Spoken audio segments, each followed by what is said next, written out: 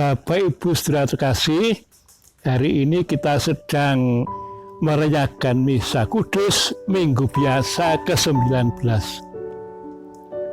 Tema Injil hari ini adalah Akulah roti yang telah turun dari surga.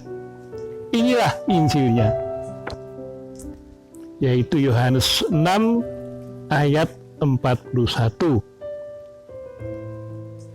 Maka bersungguh-sungguhlah orang Yahudi tentang Dia, karena Ia telah mengatakan, Akulah roti hidup yang telah turun dari surga. Kata mereka, bukankah Ia ini Yesus, anak Yusuf, yang ibu bapaknya kita kenal? Bagaimana Ia dapat berkata, Aku telah turun dari surga? Jawab Yesus kepada mereka, janganlah kamu bersungut-sungut. Tidak ada seorang pun yang datang kepadaku jikalau ia tidak ditarik oleh Bapa yang mengutus aku, dan ia akan kubangkitkan pada akhir zaman. Ada tertulis dalam kitab nabi-nabi, dan mereka semua akan diajar oleh Allah. Dan setiap orang yang telah mendengar dan menerima pengajaran dari Bapa datang kepadaku. Hal itu tidak berarti bahwa ada orang yang telah melihat Bapa. Hanya Dia yang datang dari Allah. Dialah yang telah melihat Bapa. Aku berkata kepadamu, sesungguhnya barang siapa percaya, ia mempunyai hidup yang kekal. Akulah roti hidup.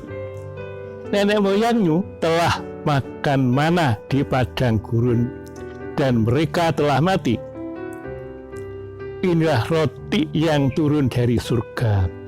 Barang siapa makan daripadanya, ia tidak akan mati. Akulah roti hidup yang telah turun dari surga. Jikalau seorang makan dari roti ini, ia akan hidup selama-lamanya. Dan roti yang kuberikan itu ialah dagingku, yang akan kuberikan untuk hidup dunia.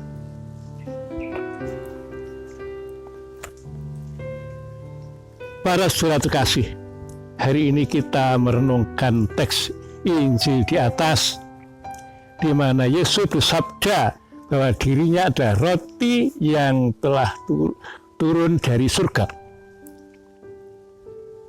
Sabda Yesus ini khas Injil Yohanes. Injil Yohanes mempunyai corak teologi tinggi, maka sukar dipahami. Kalimatnya melingkar-lingkar dan diulang-ulang meniru gaya gnostik yang di Jawa disebut ilmu kebatinan atau kejawen.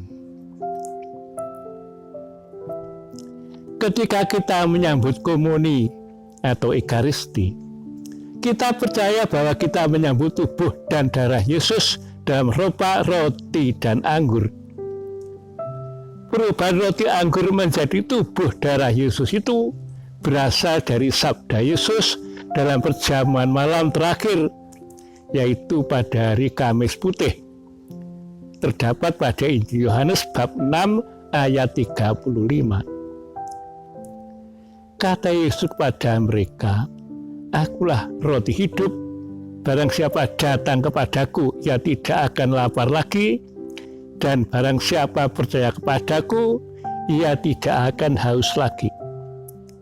Tetapi aku telah berkata kepadamu, sungguh pun kamu telah melihat aku, kamu tidak percaya. Semua yang diberikan Bapa kepadaku akan datang kepadaku. Dan barang siapa datang kepadaku, ia tidak akan kubuang. Sebab aku telah turun dari surga, bukan untuk melakukan kehendakku, tetapi untuk melakukan kehendak Dia yang telah mengutus aku. Yang menjadi pertanyaan ialah mengapa Yesus memberikan dirinya dalam rupa roti dan anggur. Bukankah Dia telah menyerahkan dirinya seutuhnya dengan wafat di salib untuk menebus dosa kita. Harus diingat bahwa ini adalah Injil Yohanes. Dan teks ini tidak ada di Injil lain. Injil Yohanes yang bercorak teologi tinggi berbeda dengan 3 Injil lain, Matius, Markus, dan Lukas.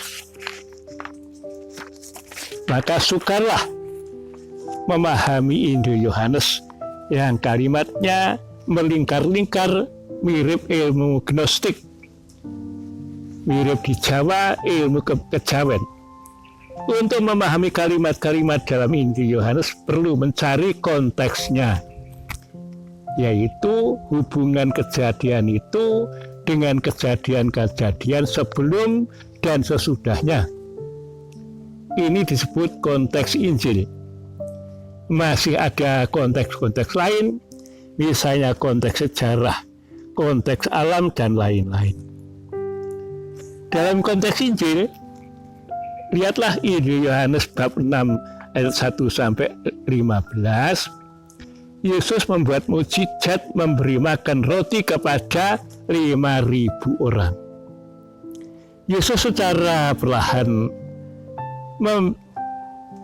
membuktikan dirinya bahwa ialah maha kuasa, bukan manusia biasa. Sabda dan perilakunya melebihi dan di atas semuanya. Membutuhkan iman yang teguh untuk memahami sabdanya. Beriman artinya mengerti atau tidak, kita tetap percaya. Di luar semua ini ada ungkapan yang nampaknya bertentangan, yaitu iman membutuhkan pengertian. Fides quaerens intellectum. Maka kita umat beriman tidak hanya pasrah, tetapi harus berusaha dan bekerja. Dalam hal ini kita layak mempelajari Alkitab, kemudian juga membandingkan dengan budaya setempat.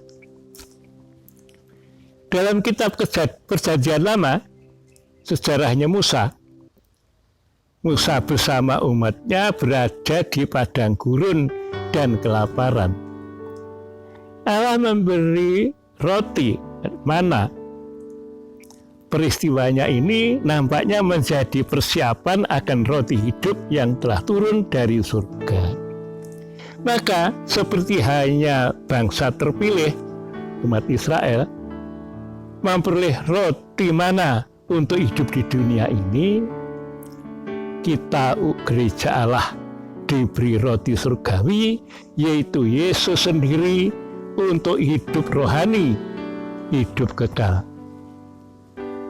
Dalam budaya Jawa, tindakan Yesus itu mempunyai nilai lengkap, yaitu korban yang diwujudkan dalam selamatan tradisional atau kenduri.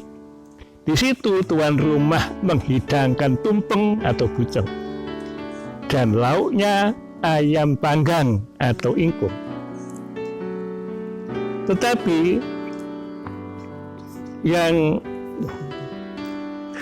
bentuknya runcing, yang mencerminkan gunung, di mana persembahan ini nenek moyang kita ditunjukkan kepada Allah.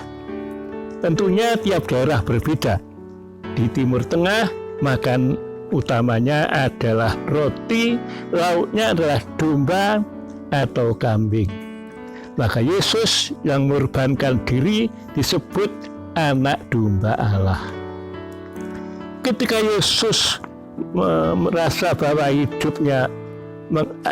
ia telah mengakhiri hidupnya di dunia ini bersama muridnya, maka pada saat itulah ia mengadakan perpisahan dengan para murid lewat perjamuan Paskah Yahudi.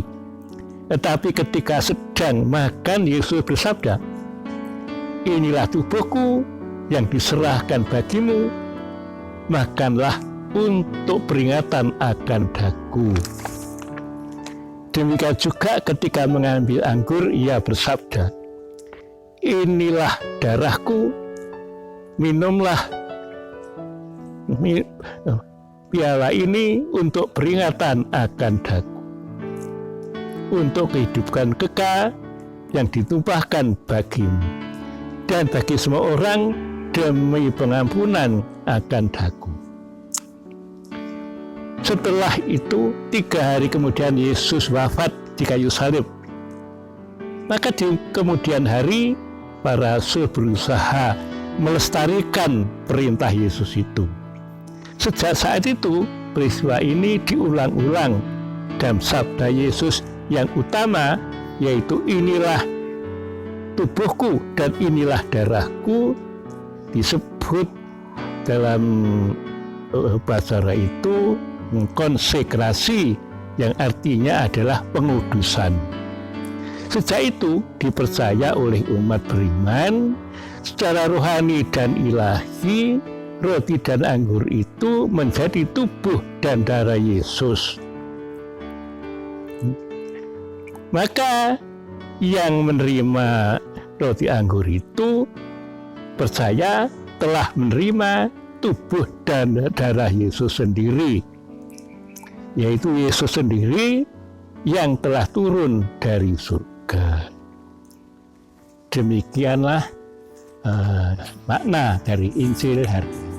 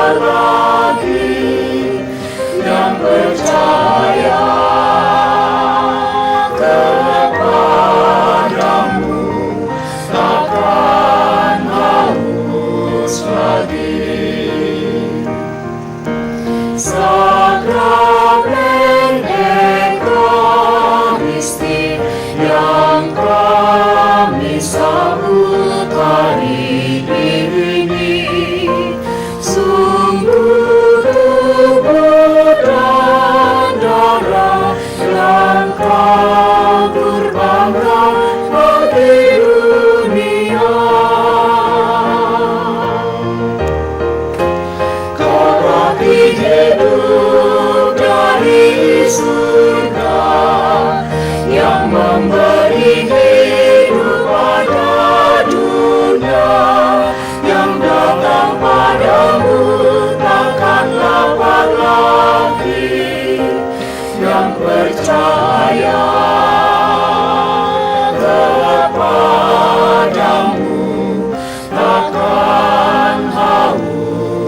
lagi